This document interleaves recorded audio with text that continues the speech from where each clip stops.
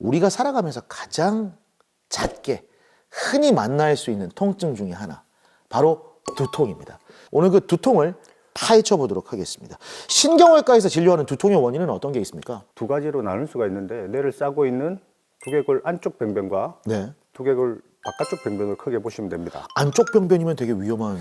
그렇죠. 그걸 뭐 실제로 우리가 신경외과에서 집중적으로 보고 치료를 하는 영역이고, 네. 마찬가지 바깥쪽 영역은 좀 위험성은 좀 떨어지지만 그것도 뭐 신경외과에서 또 같이 보는 질환 중에 한 개입니다. 대부분의 거의 90%는 네.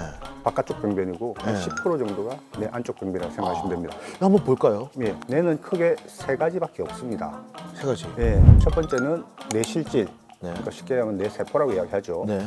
요거 중앙에 있는 이게 뭐냐면 뇌에서 물을 저장하는 방입니다. 그러니까 뇌실이라는 방이고, 다음에 한 가지가 뭐냐면은 뇌혈류량입니다. 요 세 가지가 두개골 안에 항상 일정한 압을 형성하고 있습니다. 이걸 뇌압이라고 그러는데, 요 세 개 중에 한 개가 증가하게 되면은 뇌압이 상승하기 때문에 두통이 발생한다고 보시면 됩니다. 자, 근데 이 두통의 가장 큰 원인이, 두개골 외적인 원인이 네. 경추, 즉 목에 있다는 얘기를 들었거든요. 두통의 거의 90%는 머리하고 관계없이 오는 거고, 그 중에 제일 많은 게 이제 목입니다. 이렇게 이야기를 합니다. 예. 척추가 안 좋아도 두통이 올 수 있는 거예요? 머리를 싸고 있는 막을 지지해주는 근육이 보통 경추에만 위치하고 있기 때문에 네.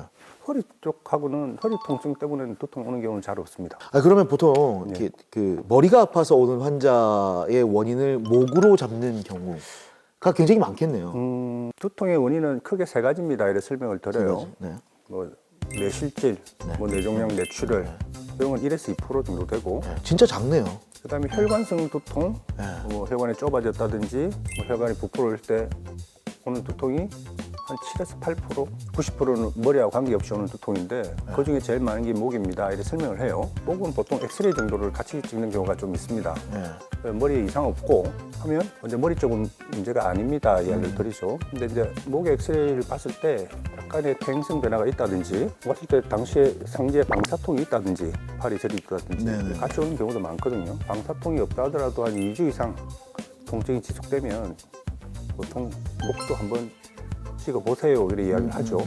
그래서 머리는 이상 없는 걸 확인하기 위해서 찍는 거고, 목이나 허리를 찍는 경우는 나중에 다시 이야기 드리겠지만은 물리치료를 잘 해라고 하는 겁니다. 원인별로 증상의 차이가 좀 있습니까? 뇌실질 쪽에 있는 병, 그러니까 뇌종양, 뭐 뇌출혈 다 마찬가지지만 크기가 작을 때는 특히 뇌종양 같은 경우에는 아침형 두통이라고 이야기하죠. 아침형 두통. 잘 때 누워있다가 앉게 되면은 일시적으로 피가 머리로 많이 가거든요. 뇌압이 올라갑니다.